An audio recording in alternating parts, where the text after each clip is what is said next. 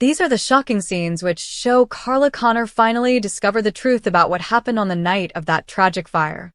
Desperate to stop Carla taking her own life, a desperate Tracy finally admits that she was actually responsible for the blaze, which killed Cal and Maddie on that fateful night, and the bombshell results in a terrifying scrap near a cliff edge.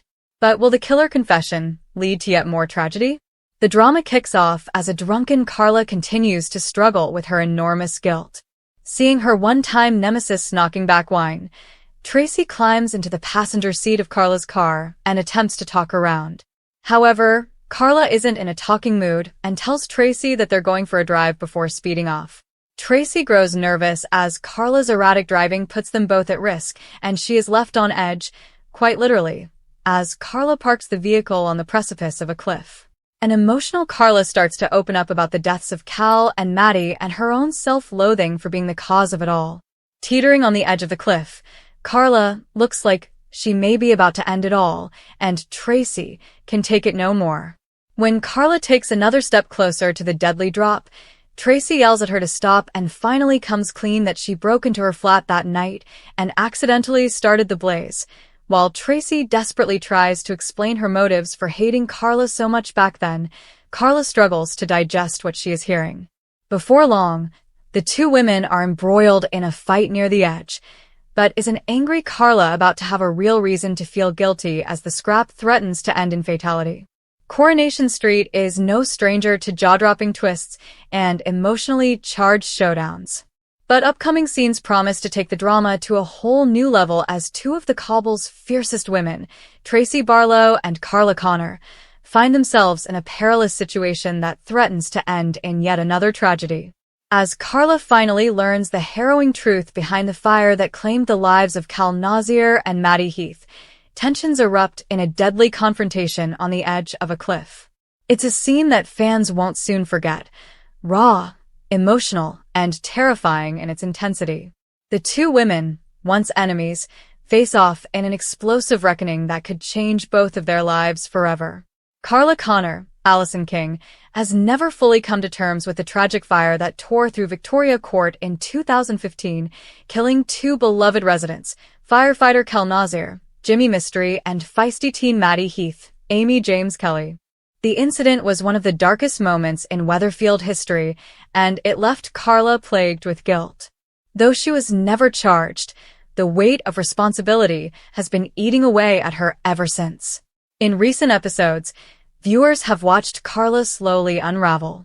Her once sharp business acumen dulled by sleepless nights and obsessive thoughts, she's been drinking more heavily and withdrawing from those closest to her. While Peter Barlow, Chris Gascoigne, and Roy Cropper, David Nielsen, have tried to intervene, Carla has remained closed off, consumed by a belief that the blood of Cal and Maddie is on her hands. What viewers are about to witness, however, is a long overdue moment of reckoning, not just for Carla, but for Tracy, Kate Ford, too. Tracy Barlow's return to the street has sent shockwaves through the community. Still as unpredictable and sharp-tongued as ever, Tracy's presence immediately reignites old tensions. But this time, her visit is different. There's a heaviness to her, a sense of unease. For years, Tracy buried a dark secret that she believed would never see the light of day. But with Carla spiraling, that secret is about to burst forth. In a chillingly quiet scene, Tracy spots Carla sitting alone in her parked car near the bistro, wine bottle in hand, her gaze distant and unfocused. Without a word, Tracy gets into the passenger seat. The two women sit in silence for a beat, the weight of years of enmity between them nearly suffocating. Then Carla starts the engine. Without saying where they're going, Carla drives aimlessly. Her speech slurs slightly, her eyes glassy. Tracy, clearly alarmed, urges her to pull over, but Carla is determined. "You wanted to talk," she snaps. "We'll talk." The car winds along the coast road, tension mounting with every mile. Tracy, now visibly uneasy, tries to reason with her. "Whatever you're dealing with, Carla, it's not worth this. You don't have to punish yourself anymore." But Carla is beyond reasoning. "You don't get it," she replies bitterly. "You never have. I deserve this." Eventually, Carla pulls the car up to the edge of a cliff, a stark, lonely place where sea wind howls and the waves crash against the rocks far below. She steps out, bottle in hand, and walks to the edge. Tracy follows, her concern rapidly turning to panic. She calls out to Carla, but her words are swallowed by the wind. What happens next is one of the most gripping moments in Coronation Street history. Standing at the very edge, Carla begins to sob. "I killed them," she says. Cal. "Maddie. All of it was me. I should have been the one who died." "No, Carla," Tracy says softly. "You didn't." Carla turns confused. "What?" And then Tracy breaks. With tears running down her cheeks, she admits the truth, that she broke into Carla's flat that night with the intent to sabotage her rival. What was meant to be petty revenge, trashing the place, maybe even starting a small fire to send a message, turned into an inferno she never intended. Tracy panicked and fled, never imagining the consequences would be fatal. "I never meant for anyone to get hurt," she says, her voice trembling. "I didn't know it would spread. I thought it would just scare you. I was jealous. Furious. I hated you." Carla is speechless. The years she spent blaming herself, the countless nights spent replaying that night over and over in her head, all of it was based on a lie. A lie Tracy has carried for nearly a decade. Then, Carla explodes. Overwhelmed by rage and betrayal, Carla lunges at Tracy. The two women struggle, their screams echoing in the open air. It's a brutal, primal moment, years of resentment, grief, and guilt all spilling out at once. As they grapple near the cliff's edge, the danger becomes terrifyingly real. One wrong move, one misplaced step, and either of them could fall. Tracy slips, her foot skidding on the wet grass. Carla catches her by the wrist, both women teetering dangerously close to the edge. For a moment, time seems to stop. "Let me go," Tracy gasps. "I deserve it." Carla's face twists with emotion. No. "I'm not you." With a monumental effort, she pulls Tracy back to safety. The two collapse on the ground, breathing heavily, the enormity of what just happened settling over them like a storm cloud. Back on the cobbles, the fallout is swift and dramatic. Carla, though shaken, finally begins the long road toward healing. For the first time, she no longer carries the crushing weight of guilt alone. Her confession to Roy about what happened at the cliff's edge is one of the most moving scenes of the year.